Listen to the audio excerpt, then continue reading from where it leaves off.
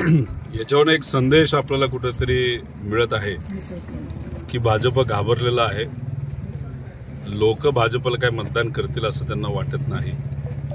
कुठल्याही परिस्थितीमध्ये आपल्याला देशात सत्तेत यायचंय.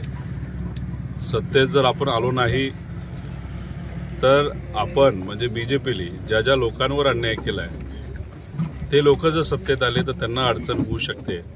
म्हणून कुठल्याही परिस्थितीला जायचं आणि पक्ष फोडा नाही तर कुटुंब फोडा पण सत्तेत या. म्हणून दुसऱ्या पक्षातून हे मोठे मोठे नेते चव्हाण साहेबांसारखे, अजितदादांसारखे आणि इतरही सर्व हे इम्पोर्ट करत चाललेले आहेत. वाईट मला भाजपच्याच प्रामाणिक कार्यकर्त्यांचं आणि आमदारांचं वाटतंय. एवढे मोठे नेते बीजेपीमध्ये आल्यानंतर पद घेणं हे काय सोडणार नाही. बाकी जे सर्व अनेक वर्षांपासून बीजेपीमध्ये असणारे नेते ते तसेच राहतील आणि हे इम्पोर्ट केलेले नेते हे मंत्रिपद घेतील असं कुठेतरी वाटतंय.